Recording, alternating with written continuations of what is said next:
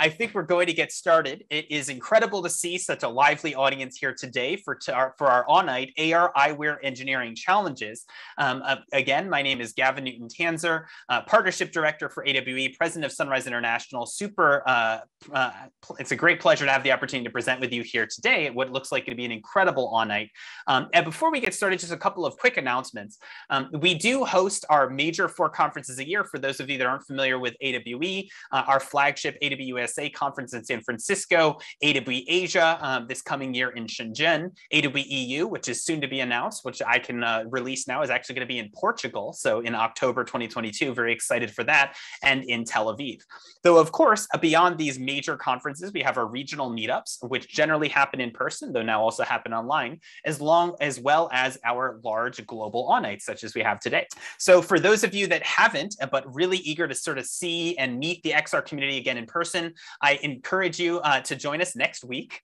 Very excited to see everyone. I don't think we've been to one of these for quite some time. So November 9th to 11th, visit us in Santa Clara. But for those that can't, we do have an online ticket option available. So we have an online platform so you can do some networking there as well and meet people like our panelists today and have a likewise exciting conversation. For those that haven't already, I'm sure many of you have, we have the weekly spatial, our weekly newsletter, which gives you update about XR, and of course, our YouTube channel, where you actually can find thousands of videos of sessions from all of our conferences going back actually almost a decade.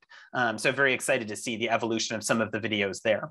The AWE Academy is where, for those of you that are looking to spruce up a bit on the business of XR or specifically engineering challenges of XR, we're constantly releasing new courses, and that's an incredible opportunity for you to spruce up your skills a little bit as you look to continue and develop professionally inside of the XR space. We did just complete our AWE Asia, so very, very excited. I unfortunately wasn't able to attend due to visa restrictions, but those of our team that were there had an incredible time at AWE Asia 2021. Excited to announce that 2022 will be in Shenzhen next year in August. So for those of you looking for an early opportunity to engage the market in Asia, that should be an incredible opportunity. And of course, we would be remiss and would be unable to host events like the on-night that we're hosting today without support from our sponsors. So today, a very, very special thanks to Metamaterials, that was the original Meta, was Meta before Facebook went Meta. So yeah, very great appreciation for them today. And they have brought together a really exciting group that I think is going to be give us some really terrific insight. So without further ado, I'm going to go ahead and turn it over to the moderator for today's event. That's Matthew Olsen, who's an AR/VR journalist at the Information, who is going to help bring together and curate a really awesome conversation. So thank you all today. Thank you to our panelists. Thank you to the participants, and looking forward to see you in person next week. All right. Hello, everybody. I'm Matthew Olsen with the Information. I write our reality check newsletter 4 times a week, Monday through Thursday. And I do my best to round up and analyze all the must-know news in virtual reality and augmented reality. Some of you might spot a lighthouse mounted haphazardly on the wall behind me.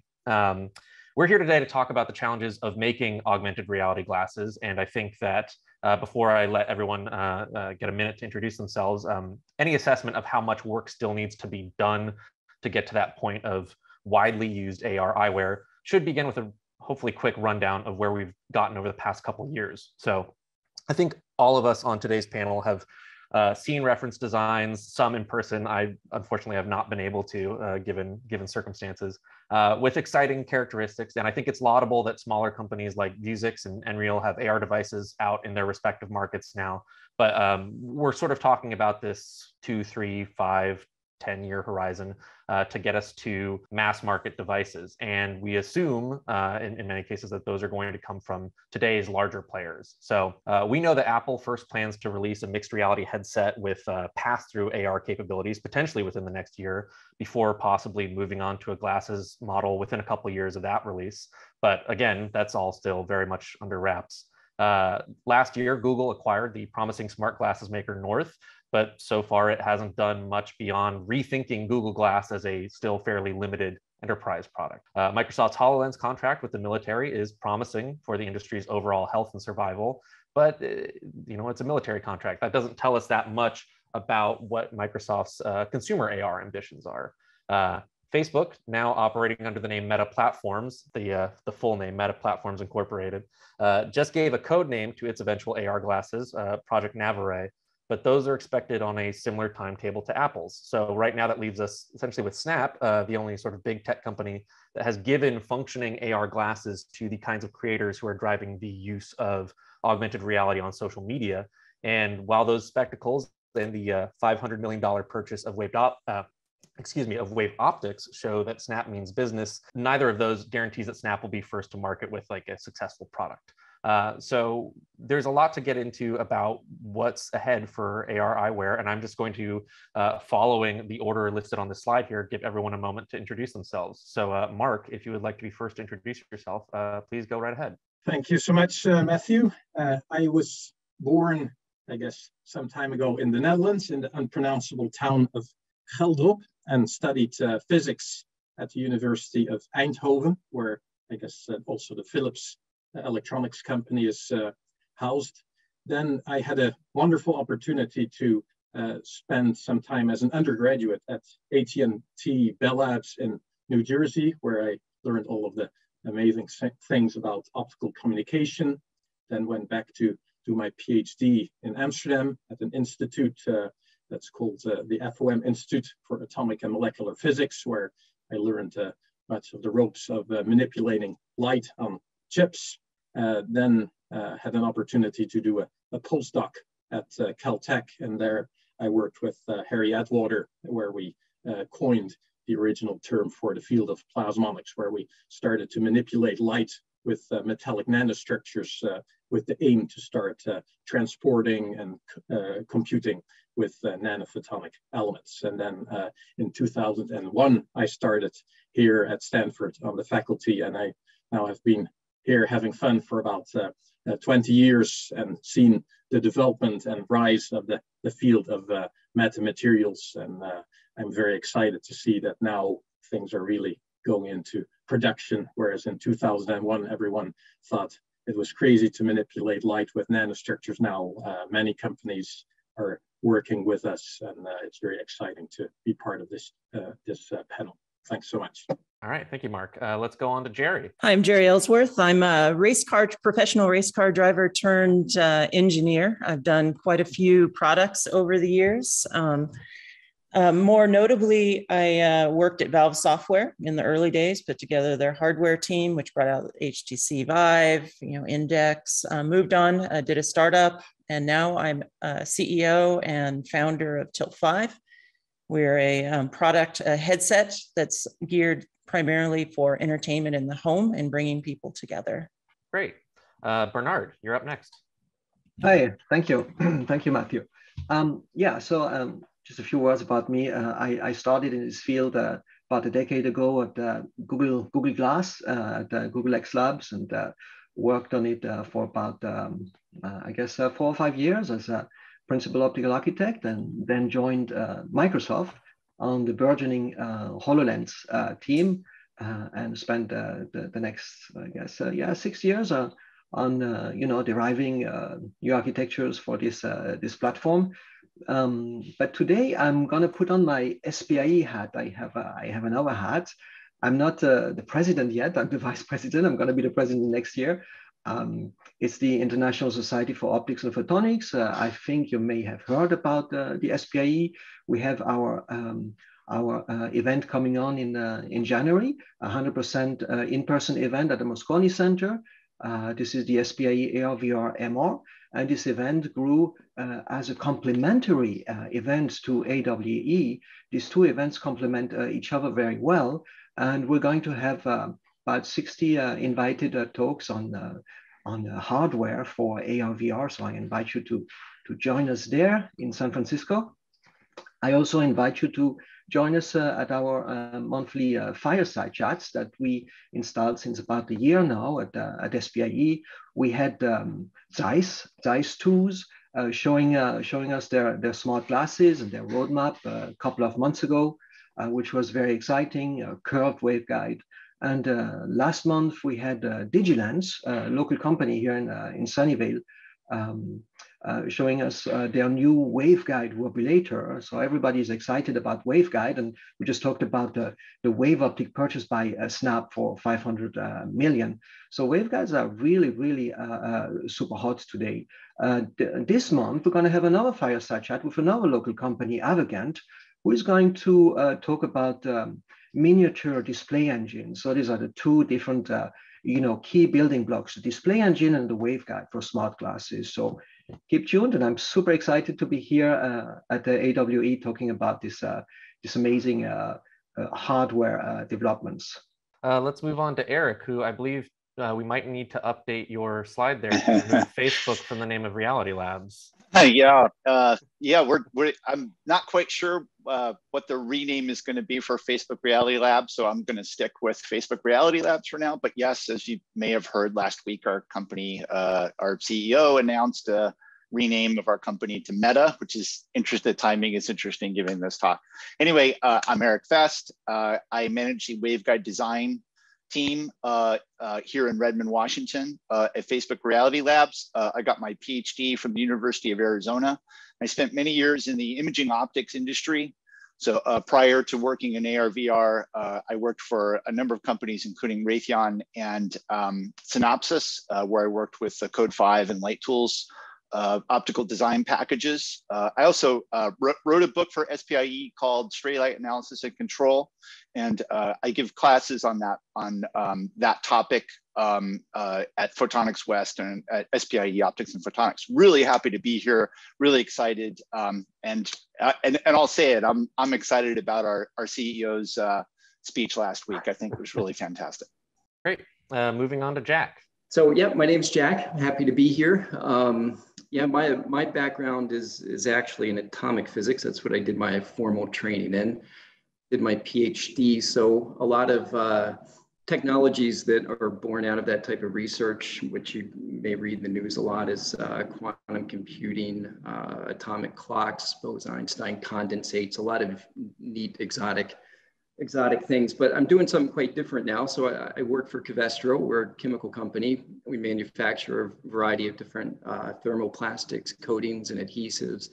And one exciting material in particular called photopolymer, which is a photoreactive material that's can be a key component in head-mounted display AR systems. So again, happy to be here. Can't wait to start the discussion. Great. And then last up, we have Jonathan Walder of Metamaterials. Jonathan. Hi, good evening, everybody. Well, good morning, actually, evening from my time, but I'm here based in London, and my background is primarily in virtual reality.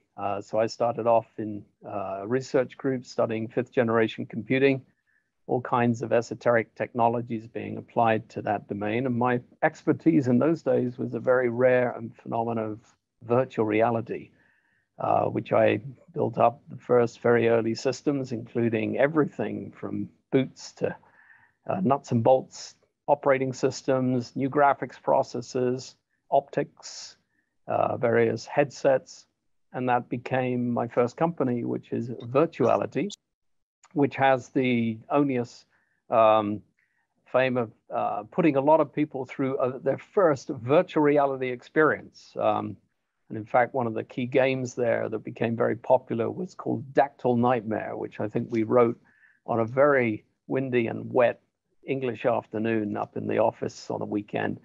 And since Virtuality and building up that VR company, I progressed to quite detailed studies in material science and applying new optical materials and photopolymers, nanocomposites, usually liquid crystal, based, and went on to form Digilens, which was the company earlier mentioned, as a pioneer and a leader today in waveguide optics, and especially waveguide electro-optics, to Bernard's earlier point about bringing through the first wobulated type of display, which is going to be critical as we bring through these micro LED emissive panels to get the resolution up to where we need it while still maintaining the brightness where we need it for waveguide optics. So from there, moved on to working alongside Metamaterials, a fascinating company and a tremendous privilege today where we've been empowered with a variety of electromagnetic applications, everything from 5G materials that can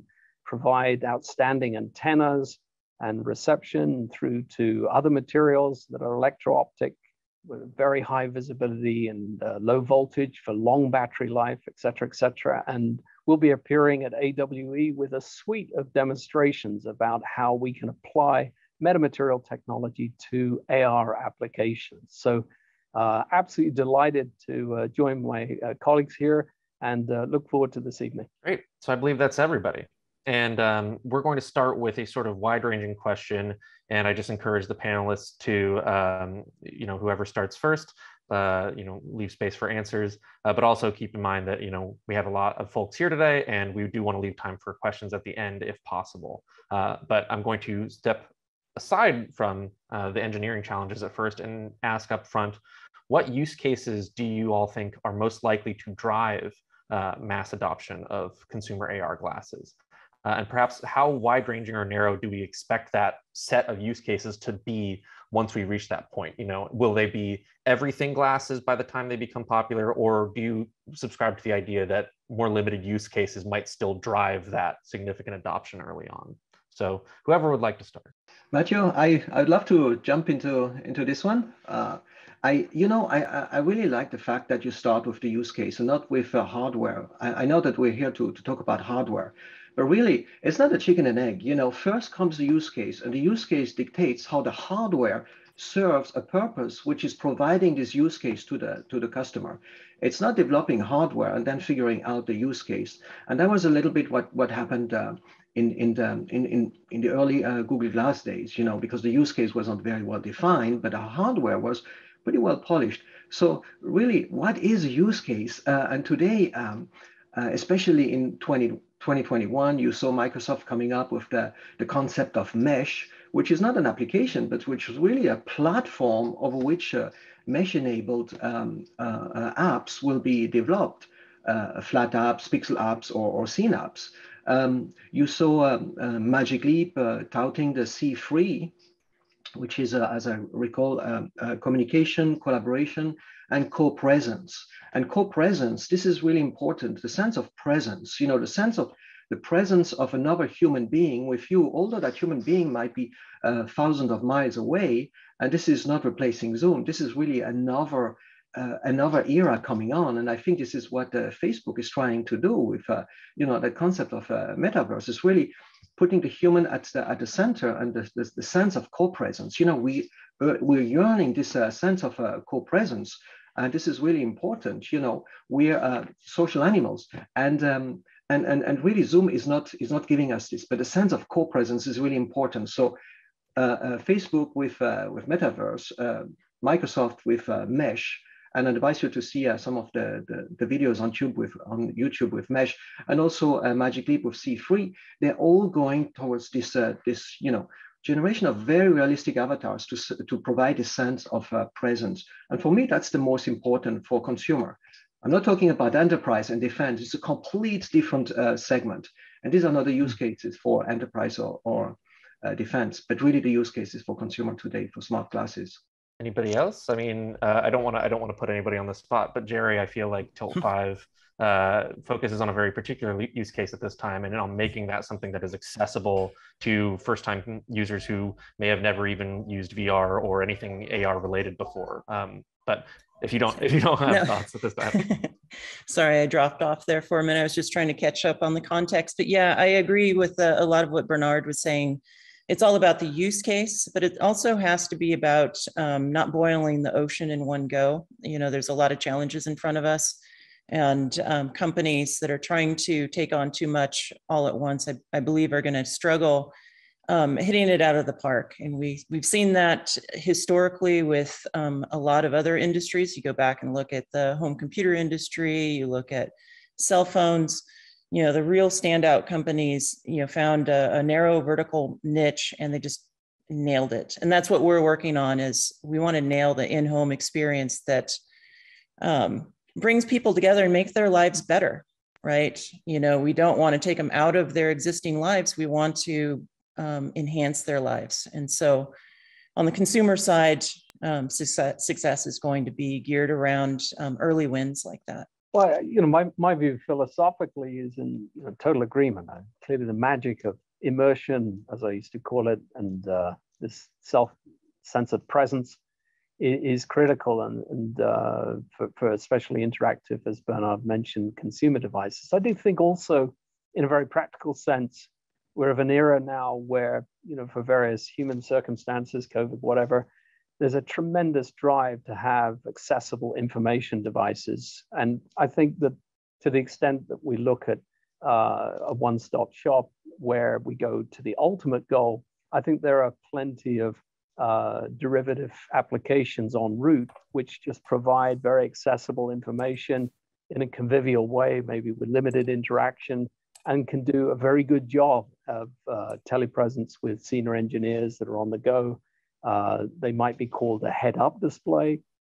They don't necessarily need to have ambient sensing, etc., but they perform an extremely important role in terms of providing accessibility. So I think that there's a gray scale and a number of iterations and applications that can be pursued, not just everything fits one. Yeah, so I would agree with Jonathan. I think that it's not necessarily just a use case driver as much as it is a use case form factor driver, right? So I worked for North for a period of time, the company that was recently acquired by Google. And if you take that first generation of glasses, which albeit maybe wasn't a commercially viable product, it was still a very exciting glimpse of the future where you could get basic information access and a form factor I think that most people felt was socially acceptable. It still needed to go a couple steps further before, if it looked like your glasses, let's say, then Matthew, then of course, I think that everyone could agree that that could be a commercially viable product. So it was close, but I think it's maybe a combination of factors, right? You have this utility experience and basic information access, like Jonathan said. And if you can get that in a form factor that looks like glasses, I think there's a very compelling, let's say, consumer application there. If it's more of a, let's call it a metaverse immersive experience, then maybe people are more willing to sacrifice some form factor to get such a novel experience, right? So I think it's a combination of different things. And like Jonathan said, it's kind of this iteration of different experiences and form factors, right, that can fulfill these. I wouldn't say there's just any one use case and there's not any one form factor, I guess is the way I would sum it up. I'd just like to say really quickly, it's hard for me to do a better summary of what our vision is of AR, VR than Mark Zuckerberg's talk last week. So I'm not going to reference that too much, but I'll just second what everybody here said, is that telepresence is very important. We also believe that we, as was mentioned in the Facebook Connect speech, all-day wearable is important. And we think that is quite important in order for mass adoption. It's hard to do. I think I disagree a little bit on that. I think that mass adoption can come with shorter use cases, shorter run times. In our case, sitting around the table playing games with your friends for a few hours is, it could be the next video game console of the future. People are hungry for that type of experience. I don't think it's necessary that we have to make the quantum leap to walking around, completely immersed or using it for, all our waking hours. I agree with both of you. And in the sense that it has to be all day wearable. I need glasses. I need to wear glasses from the morning to the evening because I need a prescription correction. And prescription correction is always going to be part of a smart glass. Now, of course, the usage of smart glasses might be only 5% or 4% or even 2% of the time, but they have to be all day wearable, not all day usable, but the prescription part. And this is something that we talked with Zeiss Tools, and they did an amazing integration of the waveguide and the prescription in a same curved lens. This is very important. This is half of the population. Half of the population need prescription glasses, and it has to be wearable all day. But of course, use case might be only 5%. Well, we should move on to another question. And the second one I had was basically covered by the panelists. So the goal of talking as little as possible on my part is already going quite well. So of the panelists here, what limitations of today's current sort of spectrum of AR display technology do you think that consumers may need to grow to accept, or alternatively that need to be significantly improved first before we get to sort of mass appeal, mass market glasses, be that sort of the resolution, the intensity of colors, brightness, casting light back onto your face, any of these sorts of things that we know are sort of, at least in some embodiments, the state of the technology today. What will consumers need to just sort of get used to versus what needs to be fixed first?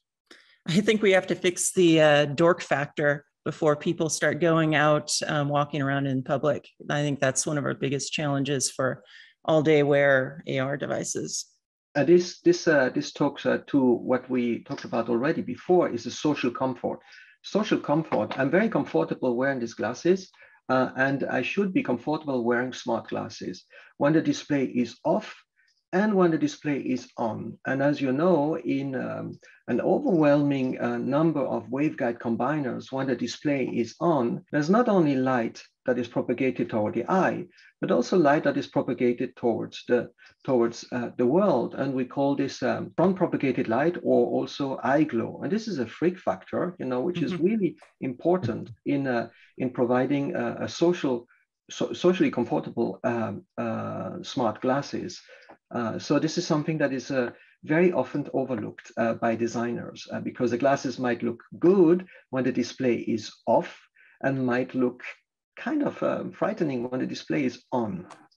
And I would say also, to add to that, it's the basic interaction with the display is also a key mechanism, right? How do you, I mean, I think that was probably the biggest pitfall of the first Google Glass, was the way that we tactilely interfaced with the display. I think there has to be some socially acceptable way of doing that without distracting the people right on the world side, the people that you're interacting with. So that's also a bit of a challenge, I think. I wonder sometimes if there's a period of time that human beings, the human population, need to socialize a certain technology, you know, live with it, so to speak, and understand it and not be intimidated by it. You know, people could talk for hours about Google Glass and the various terms that people used to call people who wore the Google Glass.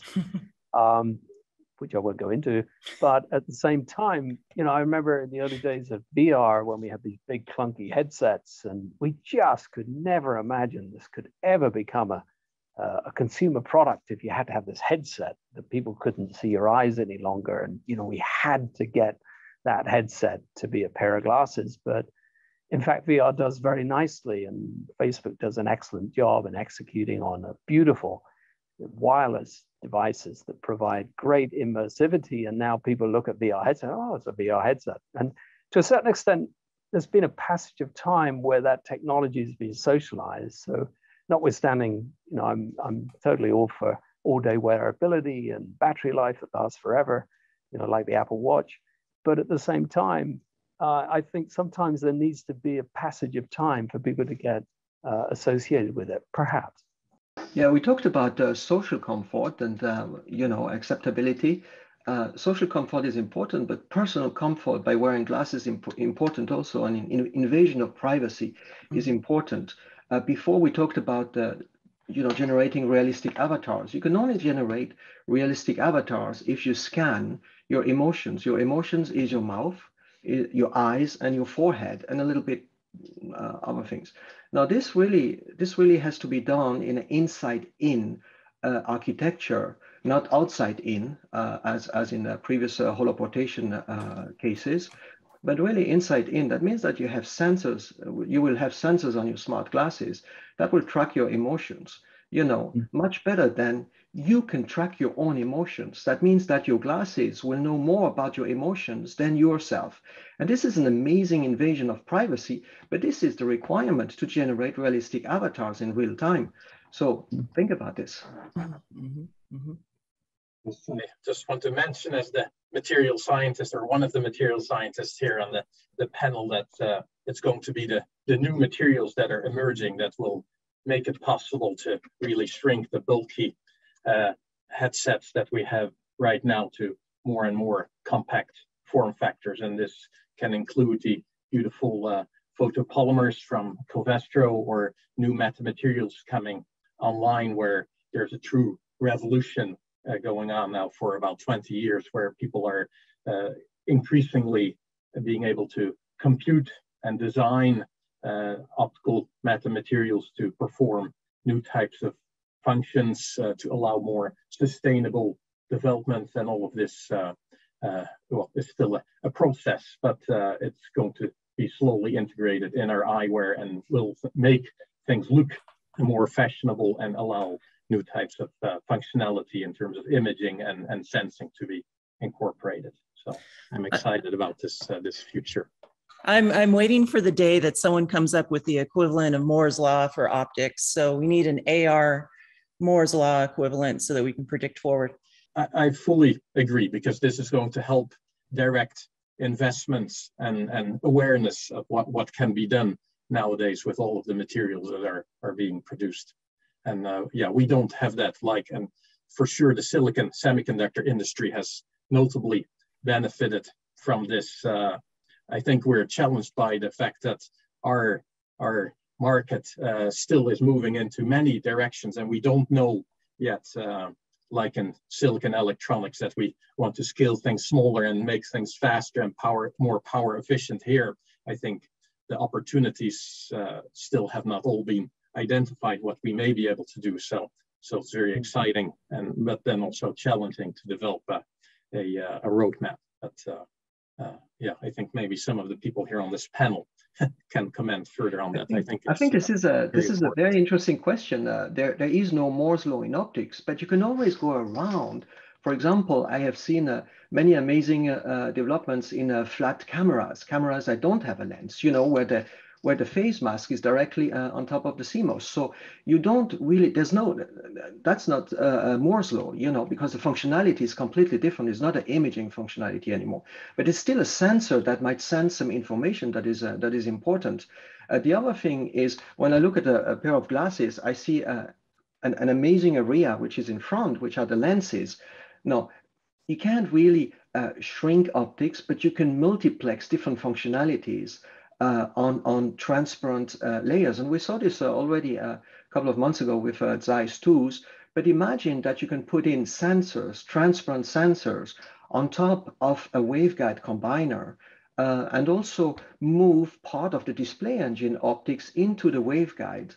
And this is all possible. It's not shrinking the optics, but it's making the amazing area that you have in front of your eyes more multifunctional, including combining display, imaging, and sensing, all in a transparent stack. But at the nanometric scale, of course, you have all these functionalities in there. So it's not reducing it, it's making a piece of transparent, a transparent device more multifunctional. And I think that's what we're going to see in the next years. Our challenges always seem to come back to the combiner, for years and years. We make great optical engines to generate the images and sensors to sense the world around us, but to combine real world light and the computer generated light has always been really difficult and behind everything else. Well, forgive me if I'm oversimplifying any of this, but one of the questions I have is, and I think maybe many or most of the panelists here would not say there are necessarily any missing pieces in the toolkit that could get us to all-day AR glasses. It's a matter of you sort of developing along the tracks that we've already discussed to this point to sort of get to there. But if you do consider there are, if you believe there's anything that we're in need of major breakthroughs to reach, I think one of the things that, and maybe this is just, I'm not fully up to date on the literature, that we still need is improvements in the technology for batteries, so that you can have not just a pair of glasses that is capable of doing all these wonderful things and having various sensors and other display components embedded in a transparent material, but that will work for longer than a couple hours before I have to take them off, put them in a charging case, put them back on again. But if there's anything else that anyone on the panel thinks, actually, when I go to the whiteboard, there's a big question mark as to what we put here to make this product. I'd love to hear about it. I think innovations in emissive displays rather than conventional projection type displays, you know, and here I speak about micro LEDs and full color micro LEDs with the requisite efficacy in efficiency to create an extremely bright and high resolution source, combined with efficiencies in the waveguide itself, you know, such that that image can create an eye box and a very generous, you know, high quality display. Those are two of the principal challenges, to Jerry's point about the overall trajectory, if you like, of the waveguide combiner in AR displays. And so fundamentally, there are innovations that could have a step function to accelerate this near term. They are on the horizon, obviously being extremely well funded, but perhaps those will constitute the key steps to really accelerate things and therefore higher efficiency, longer battery life, and get to that criticality of all-day use like the Apple Watch was before it really took off in terms of its proliferation as a consumer category device. Ultimately, I think some of the challenges like batteries can be solved in non-offensive ways for the end user. You know, processing can be moved off the headset. Those can be some interim steps that can be done, you know, that can be as, you know, less intrusive as a set of earbuds that we use all the time. And, you know, over time, those will evolve and, you know, end up on the headset again. Apologies for my little hand gestures there. It seems we had a small issue with muting, and I wanted to make sure, Eric, I see Eric has been able to unmute. I think you had something you wanted to contribute either in response to my question earlier. I wanted to say something. It's like, no, you're muted. You can't talk. It's just like, okay, I won't talk then. Yeah, I see it as a, you know, as a swap space problem, you know, size, weight, power, swap C. And that's not just one thing, right? Size, weight, power. Like it's not a binary thing. We have to work on all of those things simultaneously. It's a very, very challenging, difficult problem. I'm sure everybody here knows. Anybody else at this time? And also, I want to make sure that all of our panelists are able to unmute before we move forward. Bernard's not. I'm unmuted now. I can unmute myself now. Thank you. Yeah, no, I totally agree with what you said. And you know, battery life is a holy grail with communication also. You know, so micro LED seems to be the hottest display architecture out there, but it's not quite ready. Today we see only single color micro LED panels, and the resolution is not that great. The efficiency in the green might be okay, but in the red might not be quite there. So there's still a lot of work to be done on the micro LED side. But what is interesting is you actually don't need RGB micro LED panels in order to have a RGB immersion experience with waveguide combiners. You can actually use 3 different panels, either in an X-Cube configuration or even with 3 different in-couplers in a nicely designed waveguides. Also, if you don't have the resolution, you can use a wobulator, as Digilance showed last month at our fireside chat, and how to increase the resolution in the time domain when in space you don't have that resolution yet. So that's what Jonathan was referring to, bridging this gap between what we have today and what we have tomorrow by thinking outside the box and really increasing the color and the resolution in other ways than just making more pixels smaller in a smaller size. Yeah, at Tilt 5, we turned our optical problem inside out. We actually use a retroreflective display that you put, or board you put on the table, and the images show up on the board to solve some of these problems, to get a consumer grade product out faster. So just bypassing having to solve some of these tough problems. And I think we're going to see XR devices of that nature springing up and solving tough problems in, vertical markets, from now until the ultimate when we can walk around with our, perfectly immersive AR glasses.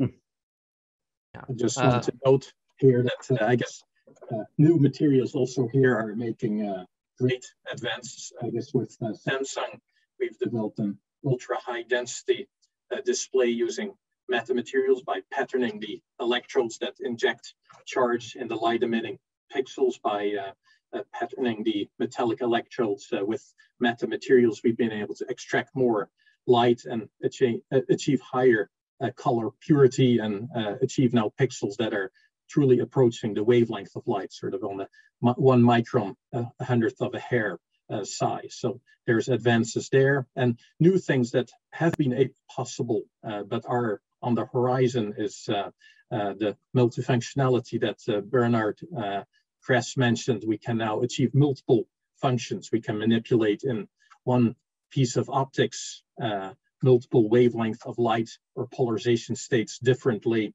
which was not possible with a conventional lens where there's only one and the same function for all the wavelength and polarization states of light. And most recently, there have been suggestions, although this still needs more development, how to compress free space with an optical coating. So one of the big challenges is not only trying to make the lenses more compact, but bring lenses closer together to make optical systems. And as Bernard Kress has pointed out, some of the possibilities then to reduce cost, not by just shrinking the optical elements, but by making more integrated systems will become extremely important. And at the same time, I guess every material solves a different problem. There are the beautiful photopolymers from Covestro, where materials become more sustainable and start to manipulate multiple wavelengths in new ways.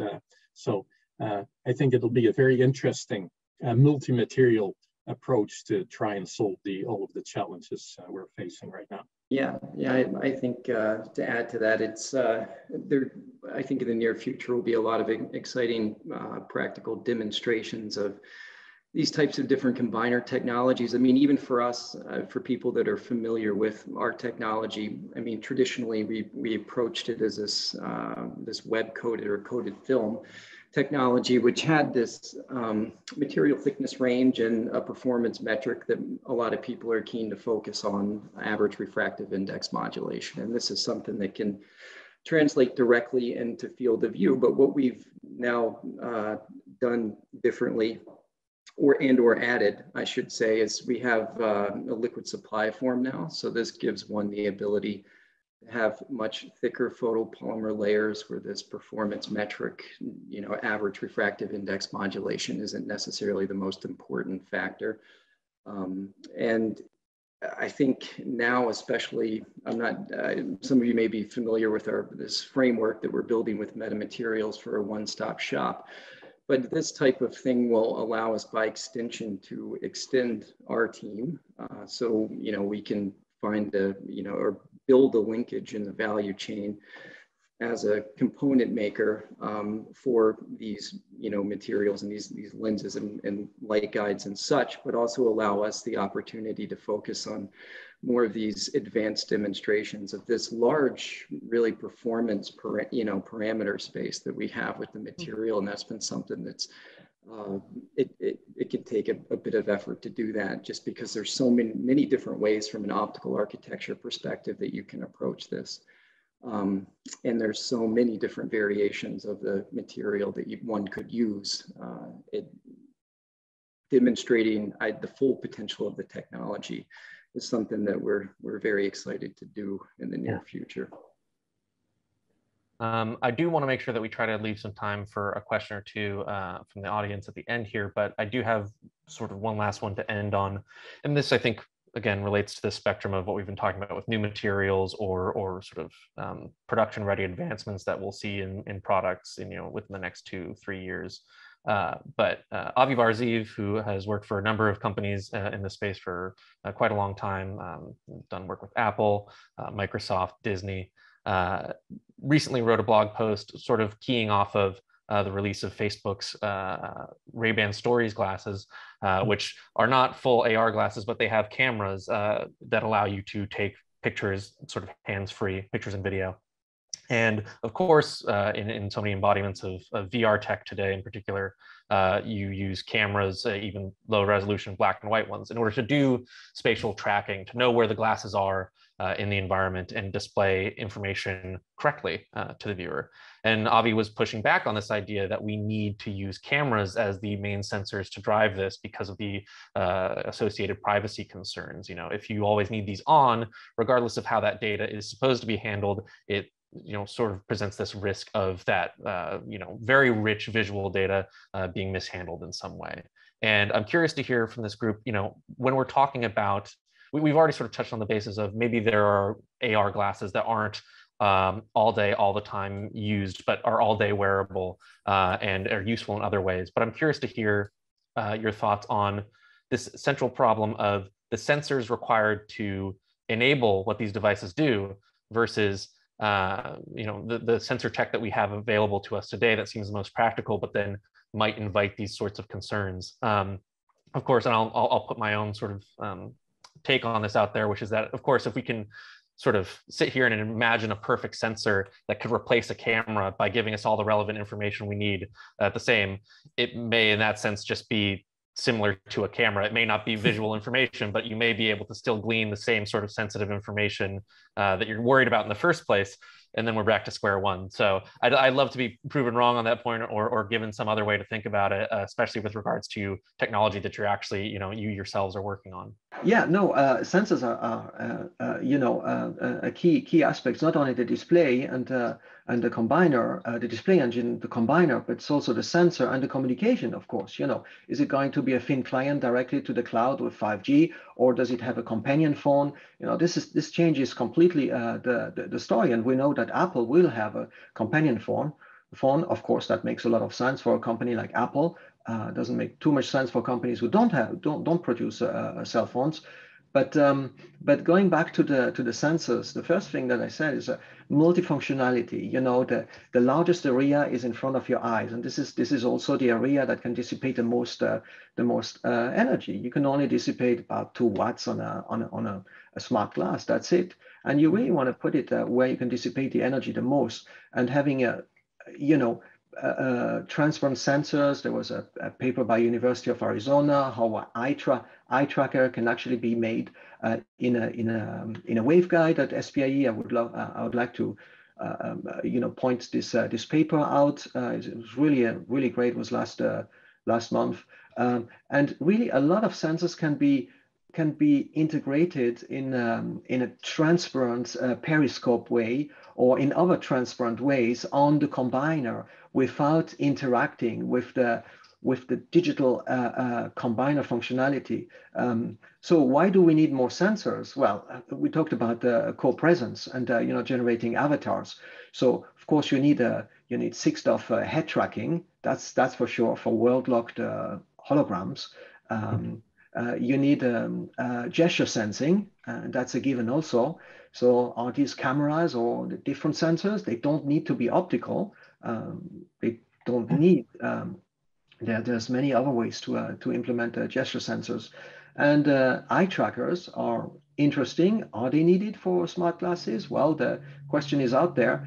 But if you want to have realistic avatars, you need face trackers, trackers that can track your mouth, your eyes, and even your forehead, and maybe even do iris recognition. Well, these can be, stealth, transparent sensors made out of a waveguide or something different where metamaterials can help a lot, or can be non-optical, but still transparent. And I think there's a lot of things that metamaterials can actually provide there. So really stop thinking about cameras everywhere, because they're going to consume way too much energy and they're going to be really bulky, even miniature cameras. But think about new ways to integrate stealth imaging in a transparent piece of glass, not only by having flat cameras without lenses, but cameras that have relays maybe transparent waveguide relays, as has been shown by the University of Arizona recently. I think it all boils down to trusted control of your data. Yeah, I think Matthew hit on this. Like, it doesn't matter what ingenious sensor we make. You'll be surprised how people can abuse that, or companies can abuse that. We see news stories about that all the time from social media companies using IMUs and your Wi-Fi IDs to associate you with your friends and what you're doing. And if we want that to remain private in the future, we'll have to establish like control of how our AR devices are transmitting and sharing that data to the universe. So there's that critical trade-off between utility and usefulness, and the threshold that people are prepared to pay, in terms of letting their data go. Amazon Echo, everybody's being listened into, but do you care if it's useful and can play your music and can switch on all your lights nicely?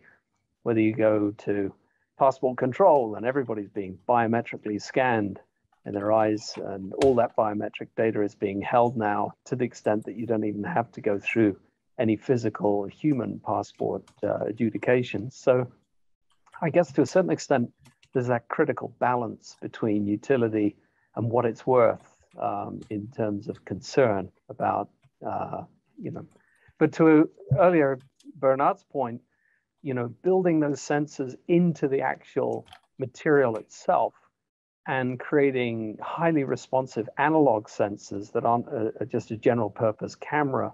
In fact, I worked on eye trackers for the US Air Force, where we did exactly that. Very simple, machine learning type driven light sensors that were doing purely one thing, measuring the Purkinje reflection from the eyeball to do effective eye tracking. And there we're kind of rethinking inside out the whole sensor and the tight integration of what was a very simple light point sensor, but distributed around the waveguide. So it became in itself a new type of sensor for that particular anatomical sensoring.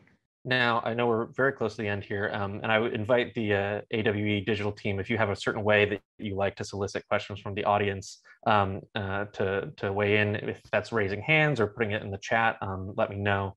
But I do see one here from Lou Panizzi that I do think is worth addressing, because it's something that I've looked into recently and haven't had the chance to tackle in my newsletter. Lou asks, would it be possible to digitally change the prescription of the glasses or make the prescription digital instead of the glass? Which I think is a way of asking, we're talking about waveguides, we're talking about polymers and other things that we're doing for this sort of optical tech stack in these glasses. And I know that there are companies looking into what if anybody could take a pair of glasses stock off the shelf and then it just adjusts automatically to the needs of their eyes. And I'd be curious to hear more from the folks on the panel here who are working actively on that or know about that sort of step forward for just vision correction with sort of this AR adjacent tech. Yeah, auto refraction compensation is a holy grail, not only for AR, but for the entire eyewear industry. Since 20 years now, there have been many companies, that have risen and fallen in the past 2 decades, providing, tunable prescription integrating only diopter, but also maybe astigmatism and maybe even progressive or bifocals. And this is the market for tunable prescription for AR is only a drop in the bucket compared to the regular market for a tunable prescription. I can think about companies like Pixel Optic about 10 years ago, but also other companies today, such as companies that are making tunable liquid filled lenses, such as AdLens in the UK or Optotune in Switzerland. Well, there's real reliability aspects that are linked to fluid tunable lenses. LC lenses, interesting alternative. I can think about companies such as Deep Optic in Israel or Moro in which is a spin-off of IMEC in Belgium.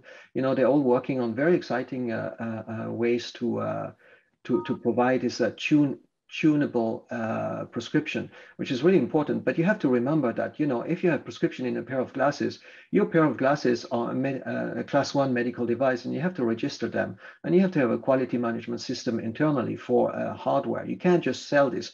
That's why I think when I got my Ray-Ban stories, I got them from the Ray-Ban website. There was no mention whatsoever of Facebook in the entire purchase process of Ray-Ban stories, and there's a reason for it. HIPAA laws in the US, and also you can't just you know, send over the mail a medical device if you're not a company that can do so. And these laws are changing from state to state in the US, and also from country to country. So it's very difficult, you know, when you get into the prescription correction realm. You have to be very cautious with all the regulatory and the legal implications. I was really excited a few years ago when the AWE team had the tagline "Superpowers to the People" or something along those lines. You know, beyond just improving your vision, bringing it up to 2020, there's an exciting world in front of us where we actually have superpowers delivered by our AR glasses. Why can't we see heat? Why can't we see better? Can't have zooming capabilities, things like that. So that in the future will be a very large market, augmenting and greatly improving people's vision, you know, outside of all the immersive stuff that we're excited about today.